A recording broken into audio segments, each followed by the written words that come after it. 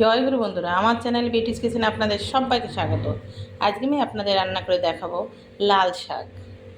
এখানে আমি লাল শাক দেখুন সুন্দর করে ধুয়ে বেছে কেটে রেখে এতে কুচিয়ে রেখে দিয়েছি আমরা কিন্তু আগে গোটা মানে ধুয়ে নিয়ে আগে গোড়াটাকে ফেলে সুন্দর করে তারপরে কুচাই। এবারে এই যে কুচিয়ে আমি একসঙ্গে লঙ্কা কুচিয়ে রেখেছি আর পেঁয়াজ কুচি দেবো। লাল শাকে একটু পেঁয়াজ কুচি দিলে ভালো লাগে, তো এই যে পেঁয়াজ একসঙ্গেই দিয়ে দেবো। আর আমি এই যে শাক কুচিয়ে রেখেছি দেখুন, এটাকে ধুলো শাক বলে, একদম ছোট ছোট শাকটা। তো এইবার ভাজা করব আমি। কড়া বসিয়ে দিয়েছি, কড়া গরম হয়ে গেছে। এবার আমি দিয়ে দেবো তেল। আমি তেল দিয়ে দিয়েছি, তেল গরম হয়েছে, দিয়ে দেবো শাক। আমি একবারে পেঁয়াজ, লাল শাক, লঙ্কা মিলিয়ে কাঁচা লঙ্কা একসঙ্গে দিয়ে দেবো। এবারে সব দিয়ে দিচ্ছি দেখুন। এবার নেড়ে চেড়ে, লাল শাক কিন্তু জল বেরিয়ে যায়, একটু পরেই দেখুন পুরো জল বেরিয়ে কিছুটা শাক হয়ে গেছে। আমি এবার সামান্য লাল শাকে সামান্য একটু হলুদ দেবো আর লবণ দিয়ে দেবো। দেখুন বন্ধুরা, আমি সামান্য একটু হলুদ দিয়ে দেবো, একটু হলুদ দিতে হয় তাই। আমি দিয়ে দেবো লবণ।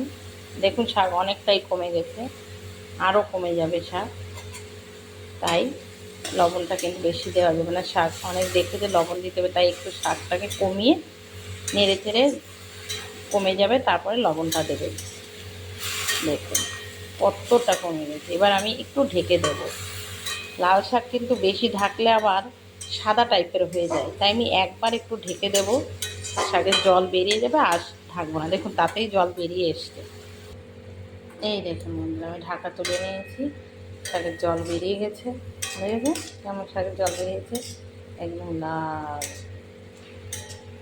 শাক কিন্তু দু তিন রকমের আছে। লাল শাকটা একটা মোটা টাইপের শাক হয়, যেটা ডাঁটার মতন হয়ে যায়, সেই শাকটা একটু মোটা।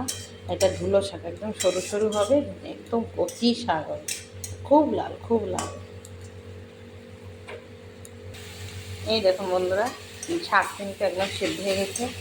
এভাবে একটু ঝেঁটে দিতে হবে নাড়াচাড়ার সময়, তাহলে একদম শাকটা সুন্দর গায়ে গায়ে হয়, মানে মানে ছাড়া ছাড়া এরকম লাগে।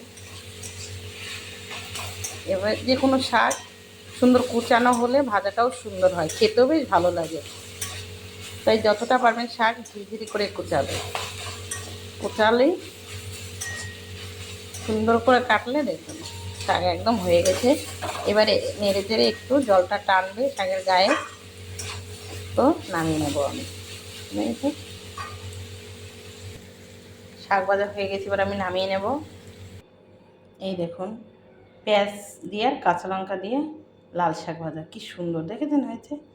এটা কিন্তু খুব উপকারী লাল শাক ভাজাটা। তো আমার এই রেসিপিটা যদি ভালো লেগে থাকে তাহলে please please please like share comment করতে কিন্তু ভুল করবেন না, সাবস্ক্রাইবটা করে দেবেন। জয় গুরু।